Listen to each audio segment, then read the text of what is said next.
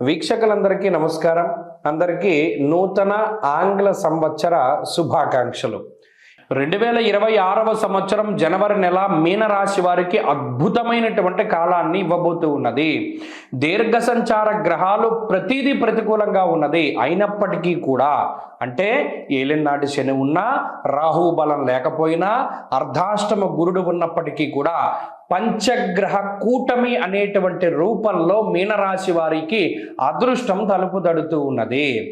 ఏమండి, పంచగ్రహ కూటములు, షష్టగ్రహ కూటములు ప్రతి వారికి వ్యతిరేకంగా ఉంటాయి కదా, కానీ మీనరాశి వారికి ఎలా శుభకరంగా ఉంటుంది అంటే లాభస్థాన స్థిత గ్రహము అర్ధంచ స్వకులాచార గృహలాభ శుభోజనం అన్నది శాస్త్రం. అక్కడ లాభస్థానమందు కుజుడు ధైర్యమేకాదశగతే కుజే, ఏకాదశమందు కుజుడు గొప్ప ధైర్యాన్ని ఇస్తాడు.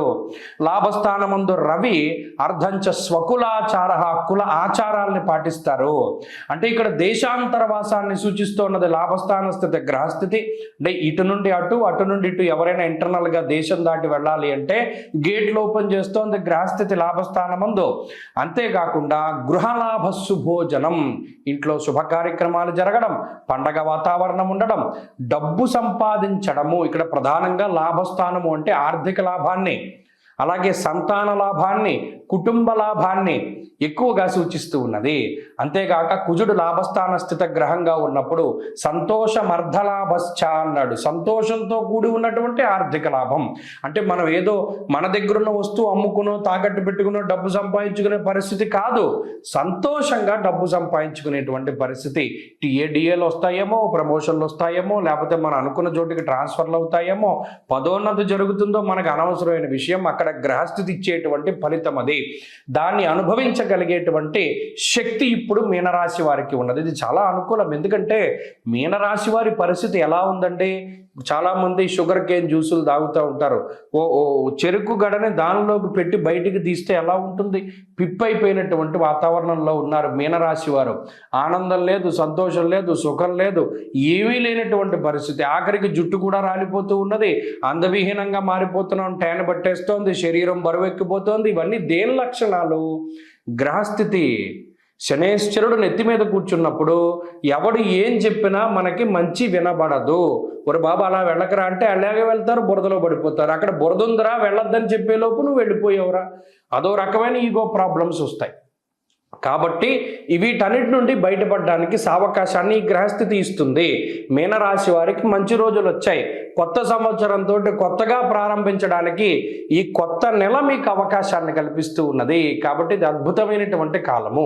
సరేనండి, మనకి దీర్ఘ సంచార గ్రహాలు ఉన్నాయి కదా, మరి వాటి ప్రతికూలతలు ఉన్నాయి కదా, దాని నుండి ఎలా బయటికి రావాలి అంటే నిజానికి మనం దానికి చేయవలసింది భగవంతుడి పాదాలు పట్టుకోవడమే. ఎందుకంటే ఇప్పుడు రాహు 12వ ఇంట్లో ఉన్నప్పుడు నిద్ర పట్టదు. ఎలాగో సెల్ ఫోన్ పావుకోవడం వల్లనో, నైట్ షిఫ్ట్లు చేసుకోవడం వల్లనో నిద్రపోతూ ఉన్న పరిస్థితుల్లో సరే ఈ రాహు యొక్క బలాన్ని మనం ఆ పీడను తగ్గించుకోవడానికి సుబ్రహ్మణ్యుణ్ణి పట్టుకోవాలి. మీరు గమనించండి, లేదా ఈ మాసం మొత్తం మీద 2 పనులు చేయండి. నేను ముఖ్యంగా చెప్తాను. చవితి తిథిని ఫాలో అవ్వండి. శుక్లపక్షంలోను కృష్ణపక్షంలోనూ కూడా చవితి తిథి రోజున మన విఘ్నేశ్వరుడికి సంబంధించినటువంటి ఆరాధన. చవితి తిథి రోజున, హస్త నక్షత్రం రోజున విఘ్నేశ్వరుణ్ణి ప్రత్యేకించి గుడికి వెళ్ళి ఆరాధన చేయండి. ఆయన దగ్గరికి వెళ్ళండి, ఆయన ఆశ్రమానికి వెళ్ళండి, ఆయన కాళ్ళు పట్టుకోండి, ఆయనకి ఇష్టమైనటువంటి గరికని సమర్పణం చేయండి, బెల్లాన్ని ఇవ్వండి, చెరుకు పానకాన్ని ఇవ్వండి, చెరుకు గేళ్ళని ఇవ్వండి, ఆయన ప్రతిరూపంలో ఉన్నటువంటి బ్రాహ్మడికి నమస్కారం చేయండి.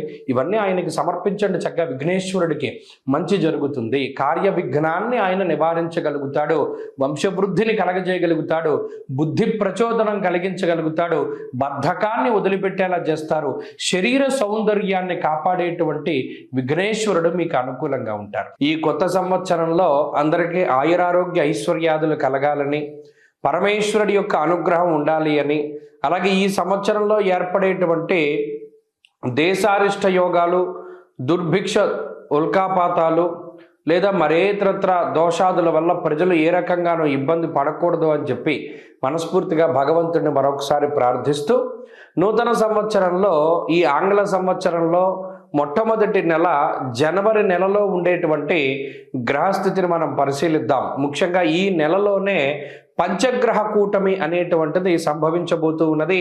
దానికి సంబంధించినటువంటి ప్రభావాలను సైతం మనం విశ్లేషణ చేసుకుందాం. దానికన్నా ముందు సంక్రాంతి ఎప్పుడు చేసుకోవాలి అనేటువంటి దాని మీద కొంతమందికి సందిగ్ధత ఉన్నది. నిజానికి భారత ప్రభుత్వ ఆమోదిత దృగ్గణిత పంచాంగ రీత్యా 15వ తారీఖు నాడు సంక్రమణ పుణ్యకాలము అనేటువంటిది అందరూ గుర్తుపెట్టుకోవాలి. 15వ తారీఖు నాడే రవి ధనురాశిని వదిలిపెట్టి మకర రాశిలోకి ఆయన యొక్క సంచారాన్ని ప్రారంభిస్తూ ఉత్తరాయణ పుణ్యకాలాన్ని ప్రారంభం చేస్తూ ఆయన యొక్క దిశ అంటే ఆయన ప్రయాణము ఉత్తరం దిక్కుగా ప్రారంభం చేస్తూ అది దేవతా కాలమానం ప్రకారం పగలు కాబట్టి ఆ రోజున సంక్రమణ పుణ్య రోజున చేసేటువంటి విశేషమైనటువంటి స్నానములు, దానములు, జపములు, తపములు వీటన్నిటికీ విశేషమైనటువంటి ఫలాన్ని ఆయన వసగుతూ ఉన్నారు. అది జనవరి 15వ తారీఖు. కాబట్టి ప్రభుత్వం కూడా సెలవులు ఆ రకంగానే ఇచ్చింది కాబట్టి ఏమాత్రం సందేహం లేదు. 14, 15, 16 పండగలు ఈ విషయాన్ని దృష్టిలో పెట్టుకోవాలి. ఇక జనవరి నెల ద్వితీయార్థంలో అంటే 15వ తారీఖు దగ్గర నుండి ఏర్పడేటువంటి పంచగ్రహ కూటమి చాలా విశేషంగా దీని గురించి చెప్పుకోవాలి. మకర రాశి యందు రవిగ్రహము, కుజగ్రహము, శుక్రగ్రహము, బుధగ్రహము, చంద్రగ్రహము వెరసి 5 గ్రహాల తాలూకు స్థితిగతులు ఇది కాలపురుషునికి దశమ కేంద్రమందు ఏర్పడుతూ ఉన్నాయి కాబట్టి ఇది విశేషంగా ప్రభావాన్ని చూపిస్తూ ఉంటుంది. దేని మీద? వృత్తి, ఉద్యోగ, వ్యాపార, వ్యవహార, వ్యవసాయాదులపైన దీని యొక్క ప్రభావం ఉండబోతూ ఉన్నది. అలాగే అగ్నితత్వ సంబంధం ఉన్నటువంటి రవి కుజులు ఇద్దరూ కూడా భూతత్వ రాశి యందు నెలకొని ఉన్నారు. ఇక్కడ గమనించండి, ఇక్కడ మకరం భూతత్వ రాశి, ఆ రాశి యందు అగ్ని సంబంధమైన గ్రహాలు అంటే రవి కానీ కుజుడు కానీ ఉండడం వల్ల ఇది అకారణమైనటువంటి ఎండలను కూడా సూచిస్తుంది. ఈ విషయాన్ని కూడా దృష్టిలో పెట్టుకోవాలి. అలాగే రాజకీయపరమైనటువంటి విషయాలు కొంచెం ఆసక్తిని కలగజేస్తాయి.